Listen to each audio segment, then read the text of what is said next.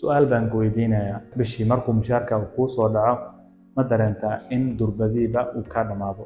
Hadday jawaabtaadu haa tahay, ogow xaalkaagu ma sahlan, xal ayaad u baahan tahay.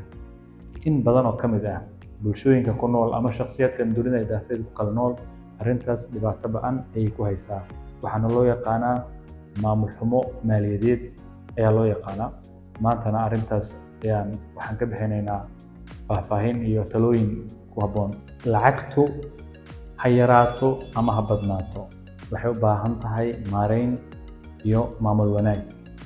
Lacag badan oo aan si sax ah loo maaraynin waxay noqotaa mid aan raad ka harin, halka lacag yar oo si wanaagsan loo maareeyayna laga dhaxlayo hanti iyo horumar iyo isbeddel badan oo qofka shakhsi iyo dadka hareerihiisa jooga ay ka faa'iideeyaan. Maamul wanaagga maaliyadeed waxyaabaha ugu muhiimsan waxaa ka mid ah in qofka uu lahaado nidaam kaydin lacageed, kaasoo ah guulaha ugu badan ee lagu gaaro hantida dhankeeda ah. Bangiga Adduunka ayaa soo saaray liiska bulshooyinka adduunka siday ugu kala horeeyaan nidaamka kaydinta lacageed. Waxaa kaalmaha hore galay Shiinaha iyo Japan, boqolkiiba 30 ilaa 40 ay u dhexeeyeen. Sidoo kale Mareykanka wuxuu galay boqolkiiba 8 ayuu galay, halka dowladda Sacuudi ay ka gashay boqolkiiba 3, waxaana ugu hooseeyay dowladaha Carabta iyo Afrikaanka. Soomaaliya liisku laguma soo darin. Adigoo daawada ah, Soomaaliya maxaad u malaynaysaa intay ka geli kartaa nidaamka kaydinta lacageed? Anagoo weli daba socona arrinta kaydinta lacageed ayaa waxaa jirtay haweeney lagu magacaabo Grace Granor. Waalidiinteeda iyadoo yar ayay dhinteen, waxayna ku soo kortay agoonnimo. Markii dambe way weynaatay, waxbay baratay ilaa ay ka heshay shaqo xafiiseed, sekreteer ay kambani ka noqotay. Grace Granor waxay dhimatay 2010. Waxyaabaha lagu xasuusto waxaa ka mid ah deriskeeda iyo dadka asxaabta la ahaayeen ay kala yaabeen. Waxaa ka mid ah inay ogaadeen markay geeriyootay inay ugu deeqday xarun ilmaha agoonta lagu daryeelo lacag gaaraysa $7 milyan, taasoo fajac iyo yaab ku noqotay dadkii yaqaanay. Sababtan waxay ahayd qof dadka la dabeecad ah, dadka la muuqaal ah, deegaankeeda, nolosheeda, shaqadeedana ma ahayn mid aad dakhligiisu u badan yahay. Gurigeeda, nolosheeda waxay ahayd mid caadi ah. Laakiin waxay isweydiinta mudan, Grace Granor siday ku suurtagelisay inay lacag $7 milyan ay ugu deeqdo xarumaha lagu daryeelo carruurta ama agoonta? Markii la baaray waxaa la ogaaday in Grace Granor maalinkay shaqada bilowday ilaa maalinka ay howlgabka noqotayba ay maalgashanaysay bil walba mushaharkeeda ama lacagta dakhliga soo gasha qayb yar oo ka mid ah, kuna darsanaysay ganacsi ama business walbo ay fursad u hesho inay wax ku darsato. Taas ayaa u suurtagelisay muddadaas dheer ay shaqaynaysay inay lahaato lacag aad u tiro badan ee gaartay malaayiinta dollar. Taasina waxay tusaale u tahay maamul wanaagga maaliyadeed ee aan ka hadlayay. Tusaale kale marka idin soo qaato ee ku saabsan maamul xumada maaliyadeed, waxaa jirto faryahan aad wada taqaanaan ee caanka ah ee loo yaqaano Mike Tyson. Mike Tyson waxaa lagu tiriyaa shakhsiyaadka lacagta badan soo geli jirtay, balse ahaa dadka aan ku wanaagsanayn maamulka maaliyadeed, laguna tilmaamo dadka lacagta ku ciyaara. Waxaa jirtay waqti ka mid ah ee uu booqday magaalada Las Vegas, dukaamada ka mid ah dahabka lagu gado, ayaa wuxuu ka arkay saacad qiimaheeda tahay $173,000 ayuu ku bixiyay saacadaas, kadibna ma uusan xiranin. Waxaa kaloo la sheegaa in ciyaarihiisa ka mid ah ay ka soo gashay lacag gaaraysa $30 milyan. Ugu dambeyntiina markuu mufallasay 2003 ayaa waxaa lagu sii yeeshay deyn gaaraysa $23 milyan. Taasina waxay tusaale u tahay lacagtu badnaanteeda qiimo kuma lahan haddaan la maaraynin, halka lacagta yar la maareeyana ay noqonayso lacag qiimo badan, waxtarna leh, lagana faa'iidi karo. Hadday su'aashaadu tahay sideen u samaysan karaa nidaam maamul maaliyadeed ee wanaagsan kaasoo xal weyn ii soo hoyin kara, jawaabteeda waan ku hayaa. Intaan ku jiray diyaarinta muuqaalkan, waxaan fiirfiiriyay hababka ugu macquulsan ee qofka uu ku lahaan karo nidaam maamul maaliyadeed ee wanaagsan.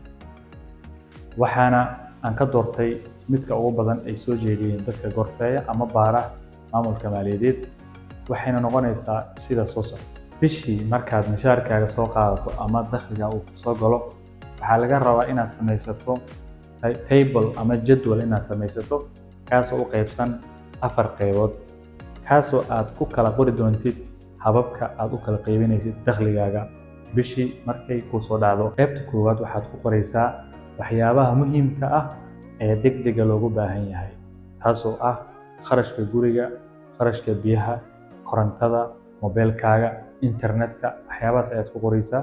Waxaad gelinaysaa qaybta koowaad ee table-ka ayaad ku qoraysaa. Waxaad u samaynaysaa qiimeynta ama lacageed ay ku aadantahay ayaad qoraysaa. Markaad qorto qaybta koowaad waxaad ku hoos qoraysaa lacagta u qoondaysay. Midda labaad waxaad ku qoraysaa wax muhiim ah balse aan degdeg ahayn. Tusaale marka idin siiyo, ka soo qaad xaj ayaad qorsheynaysaa in aado, muddo ayaa kaaga dhiman laakiin waa muhiim. Marka waxaad u baahan tahay inaad bil walbo aad qoonda meel u dhigato si hadhow xajka markii la gaaro waqtigiisa aadan lacagna soo deensanin, cararna aan u gelin sababta jadwalka aad ku qoratay. Waxaa kaloo tusaale la mid ah waxyaabaha adiga hadda aan lagaa rabin laakiin muhiimku ah aad u baahan tahay haddaad rabto inaad safar aadid, haddaad rabto inaad wax soo iibsatid, muhiimna kuu yihiin, waa inaad qaybta labaad ku qortaa isla bishaasna waxaad bishaas ugu qoondaysay inaad ku hoos qorto ayaa la rabaa. Qaybta saddexaad waxaad ku qoraysaa kaydka.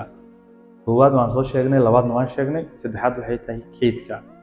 Kaydka waxaan ula jeednaa lacag aad u qoondaynayso bil walbo inaad lacagtaada ka goyso, ha yaraato ama badnaato. Lacag aad isku waajibinayso hal bilna aadan joojinaynin inaad meel dhigto. Waxaadna ku qoraysaa jadwalka, qiimeynteedana waad ku hoos qoraysaa. Midda kale oo muhiimka waxay tahay lacagtaas aad kaydka ugu talagashayna waa inaad ku dadaashaa lacag aadan la soo bixi karin si degdeg ah. Waa inay ahaataa lacag aadan gaari karin. Midda afraad waxay tahay lacagta kharashaadka maalinlaha aad qoraysid. Taasina waxay tahay waa inaad qiimeyn guud ku samaysaa, aadna aad isaga ilaalisaa, u hubsataa lacagta aad ugu talagashay maalintii inay kaa baxdo. Waana waxay u baahan tahay daraasadeyn iyo hubsasho weyn. Wixii aad jadwalkaad ku qorto waxaad ku dhifanaysaa 30 maalmood ama inta maalmood ee bisha aad ugu talagashay. Taasna waxaad ku qoraysaa jadwalka. Hadhow lacagahaas dhan waxaad u samaynaysaa tootaleyn hoos ayaad u samaynaysaa. Weliba waa inaad ku dadaashaa inaad aad isaga hubsato lacagta masruufka maalinlaha ee adiga kugu baxo, sababtoo ah lacagtaas hadba maamul wanaagaaga ayay ku xiran tahay. Wayna ballaaran kartaa, wayna dhexdhexaadna way noqon kartaa. Dad ayaa ku tilmaamo in maareyntan maaliyadeed ama samayntan jadwalkan ay aad u adag tahay. Laakiin su'aasha isweydiintu waxay tahay yaa dhib badan inaad deyn mar walba u baahato dadka aad wax weydiisato iyo inaad adiga naftaada xakamayso. Jawaabta adinka idin dhaafay. Waxaan kula wadaagayaa 6 tallaabo aad qaadi karto taasoo ka caawin karto inaad wanaajiso nidaamka maamulkaaga maaliyadeed. 1. Waxaad ka fogaataa wax walbo kuu qasbayo inaad lacag bixiso adiga oonan ka lahayn hadaf ama dan cad. 2. Waxaad daawataa sidoo kale akhrisaa hab maamulka maaliyadeed ee ay soo gudbiyaan dadka ku takhasusay culuumta dhaqaalaha. 3. Waxaad ka faa'iidaysataa fursadaha qiimo dhimista ay sameeyaan goobaha ganacsiga, shirkadaha iyo kambaniyada waaweyn, taasoo aad ku heli kartid waxyaabo badan oo tayo leh aadna u baahan tahay lacag badanna aysan kaaga bixin. 4. Noqo qof naftiisa xakameyn kara sidoo kalena kala saari kara waxyaabaha muhiimka ah iyo waxyaabaha muhiimka u ahayn. 5. Waxaad barataa nidaamka qorshe dejinta taasoo kugu caawinaysa inaad diyaarsato. Midda 6. Waxaad isbartaa fulinta qorshooyinka aad dejisato, sababtoo ah qorshayaashaada iyo dadaalada aad bixinayso ama u diyaargaroobayso waxna kuma tarayaan haddaadan lahayn dabeecadda ama dhaqanka fulinta. Muuqaalkeena maanta halkan ayaan kuu soo gunaanadayaa. Haddii aad taqaano ama aad xiiso hab maamul maaliyadeed midkan ka wanaagsan, nala wadaag commentiga. Hadduu muuqaalkan kusoo gaaro asxaab badan la wadaag, commentigaagana ii reeb. aad ayaad u mahadsantahay. Waxaan idinkaga tegayaa hada wasalaam.